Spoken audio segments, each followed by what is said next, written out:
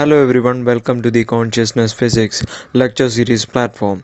So today we are going to look at the second lecture of our lecture series, the second lecture 2 of mathematical physics, and today we are going to discuss the topic of spherical polar coordinate system. So last lecture we did Cartesian coordinate system. Today we are going to do spherical polar coordinate system. Before doing that, let's recap what we have done earlier. So earlier we have done is Cartesian coordinate system and polar coordinate system. So a vector in space, vector r, have its intercepts in the x and y axis as rx and ry. A vector can be represented as r is equal to magnitude of r times r cap, or it can be represented as vector r must be equal to rx in the x cap direction plus ry in the y cap direction. Or you can use the spherical polar coordinate system and you can represent in terms of theta.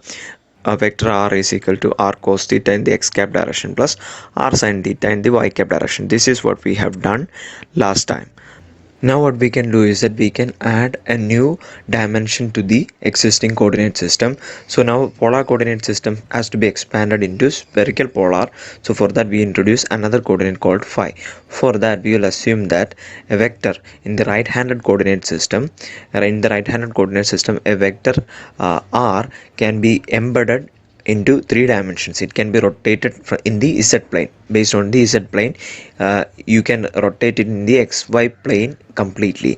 So we can embed that the vector into xy plane and it will be looking like rx.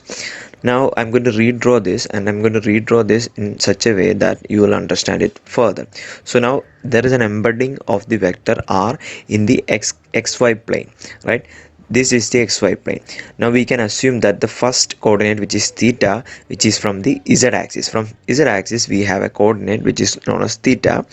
Second coordinate which is known as the magnitude of the vector r, and we can find the intercept of vector r on the z axis, and which is called the rz.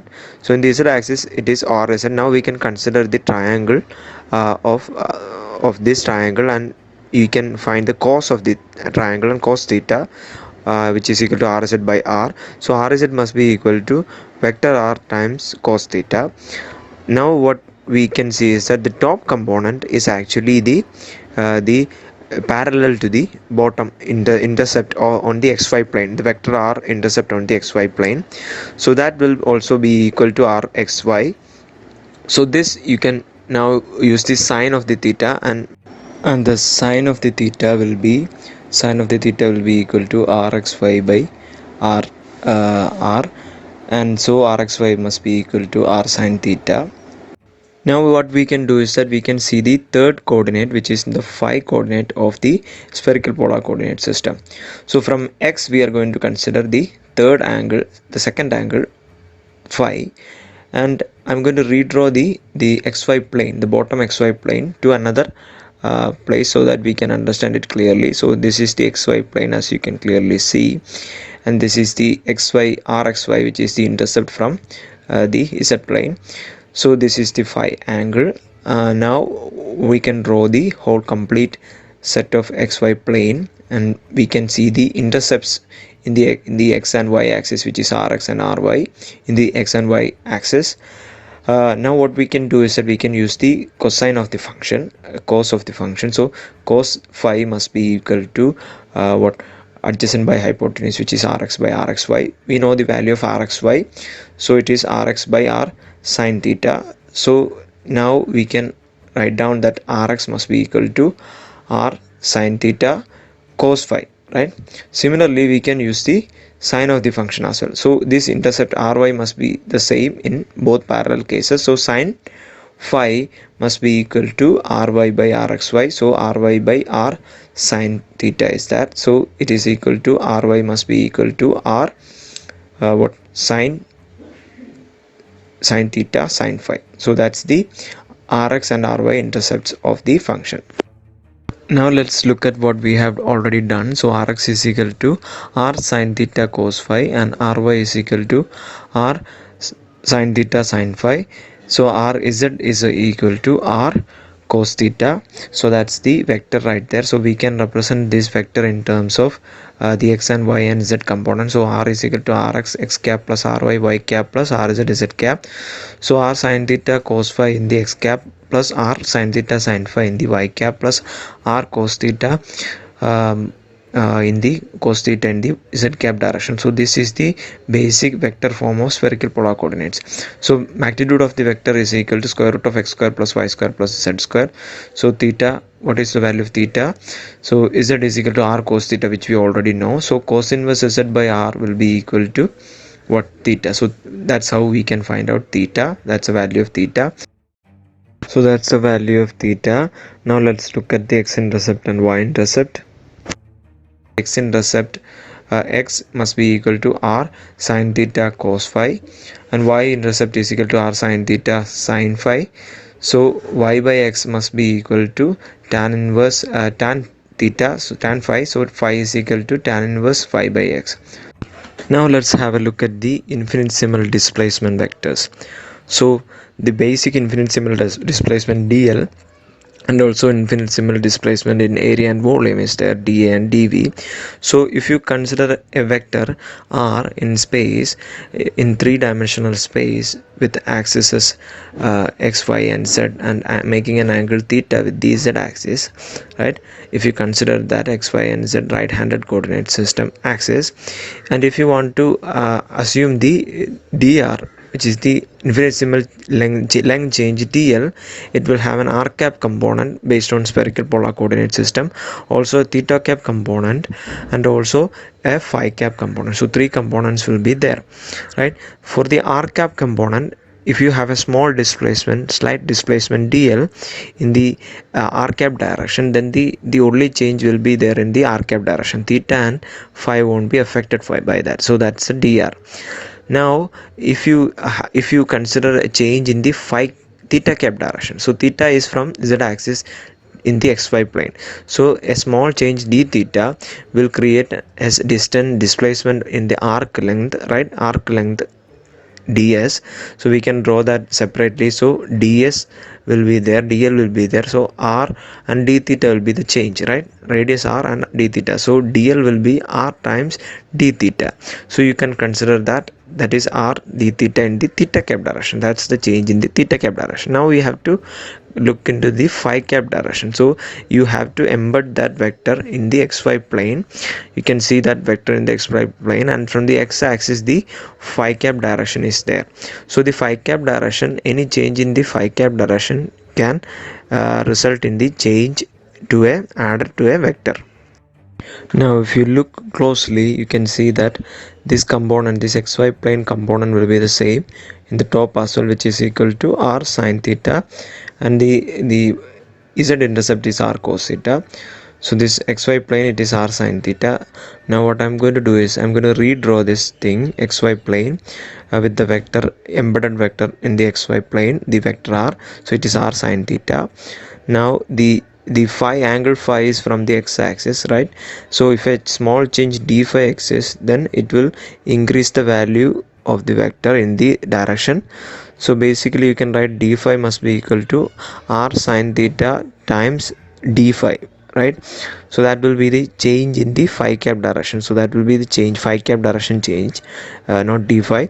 So that will be the change in the phi cap direction. So it's r sin theta d phi will be the phi cap directional change. So this is the directional, infinitesimal directional change of a vector in spherical polar coordinates. So what is it in the volume? What is the volume change? So last time we have discussed volume change dv is equal to dx, dy and dz. So here it is the same thing. It is dr r d theta, and then what sin r sin theta d theta, right? R sin theta d phi. So it is r square sin theta d theta d phi. That's the volume change. Now let's discuss the area change, right? Area change. And before that, I'm going to show you how to construct how can you construct a spherical surface using the polar coordinate imagination, right? Using the polar coordinate itself, how can you construct a spherical surface? So you have to raise from the origin, that you have to raise a point from origin to R in the R cap direction, you have to raise a line. Now that's in the z cap direction, right? In the z cap direction you have to start, and then in the we have R and theta and phi. So in the theta cap direction you have to go from top to bottom to create a disk, right? A disk like surface, just like this, as you can see. So a disk like surface have to be created. So in the theta cap direction we are moving from 0 to pi, right? So 0 to pi we are moving in the theta cap direction. Now there is one more thing that you have to do to make it a complete sphere.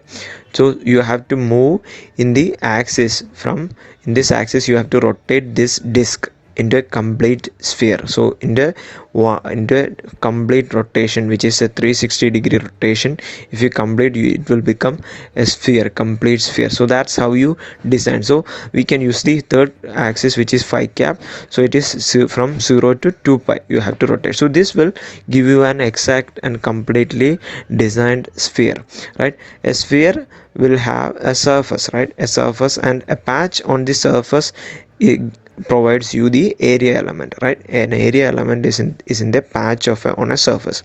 So here the one thing is the R is always a constant. So theta cap and phi cap is always changing, but R is always a constant. So that's the only factor here, right? So if you look back at the equation for the area element, you can see in the R cap direction there is no change, but in the theta cap and the phi cap direction there is change. There is always changing. So we can take that that coordinates of dA, so that is equal to R d theta and time and R sine theta d phi. These are the two components in the phi cap and the theta cap. So it's R square sine theta d phi in the R cap direction. So that is the area element for a sphere. So that's the spherical surface, and that's the area and volume and dl element in the spherical surface. Now let's look at the hemisphere. So in a hemisphere, what you can see is that you have to construct a hemisphere. So just like last time, you have to raise from 0 to R in the z axis. You go from 0 to R in the R cap direction, right? And then what you will do is that you will move in the theta cap direction from 0 to pi by 2, because you need half of a sphere, right? So you go from 0 to pi by 2, and then in the phi cap direction you have to rotate this disk, this small disk, in the phi cap direction, and it will become a complete sphere, hemisphere. So that's the surface right there. Now you make a 360-degree turn and the phi cap direction, and you get a complete sphere. So that's the concept right there. Now what we can do is that we can now look at the surfaces. There are two surfaces. First surface is a spherical surface on the top, and the second surface is the surface down below. So the first surface, you can see it's the same as the spherical surface. So in the R cap direction, the dA element will be R square sine theta d phi in the R cap direction. So it's the same thing, right? In the bottom surface, which is actually a circular surface towards the downside direction. So in the second surface, theta is always constant, which is equal to pi by 2. So what we can do is that we can look at the area element dA.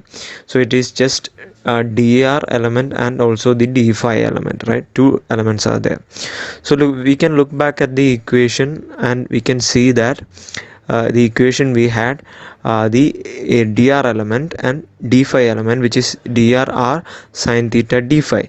So it is drr sine theta is pi by 2 times d phi in the phi cap direction, or dr d phi in the phi cap direction. So that's the no, it's actually in the theta cap direction, because the surface is facing downwards, right? So it's in the theta cap direction.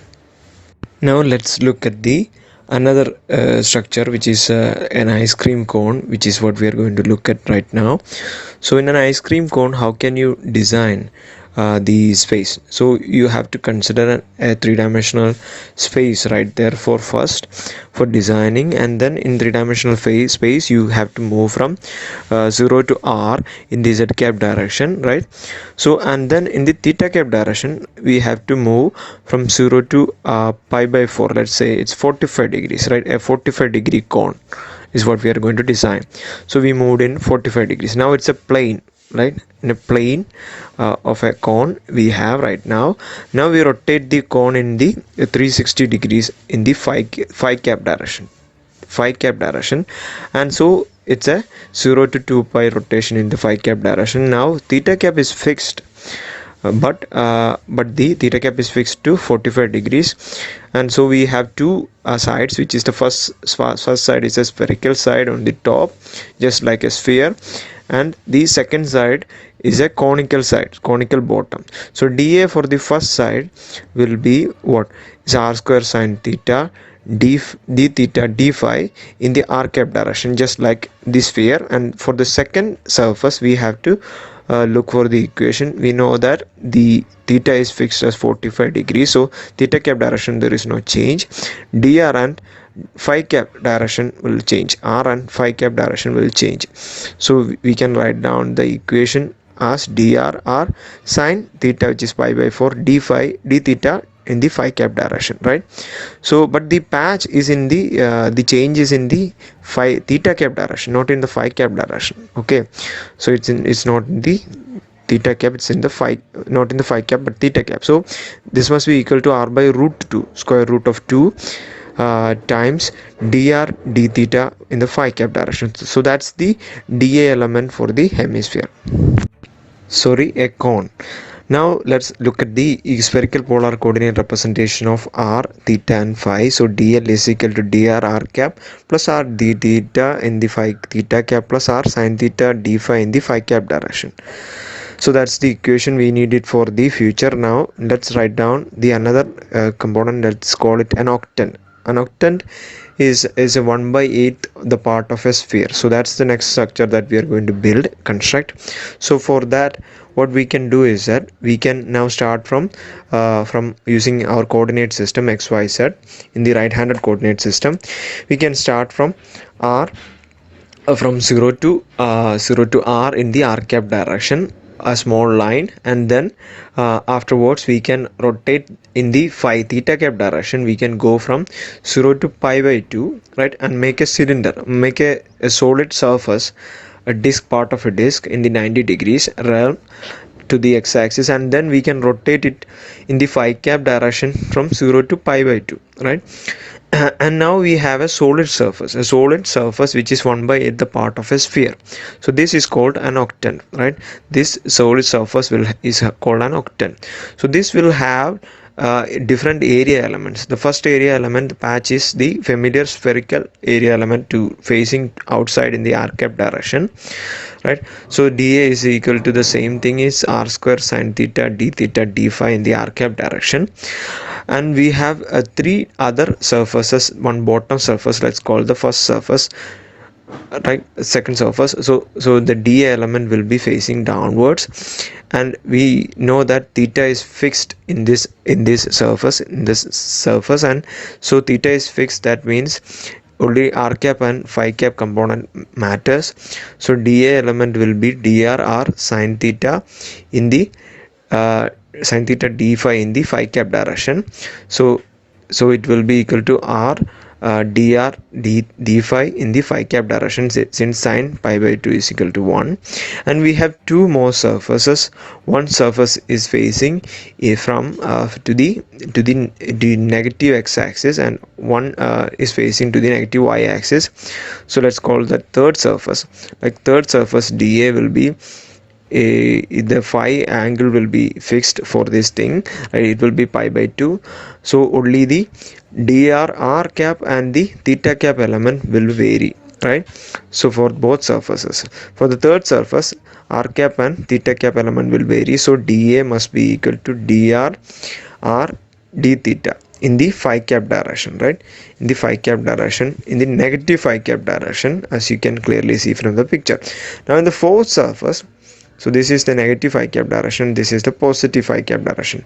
Now as you can clearly see from the picture, the fourth one, the area will be dr r d theta phi cap in the positive phi cap direction, and that will be the complete structure. So we have learned about the spherical surface, the cylinder, the hemisphere, the what the cylinder, the cone, and also the octant. So these are the surfaces, and we have looked into all aspects of spherical polar coordinate system. So thank you for watching. Subscribe to the channel for more.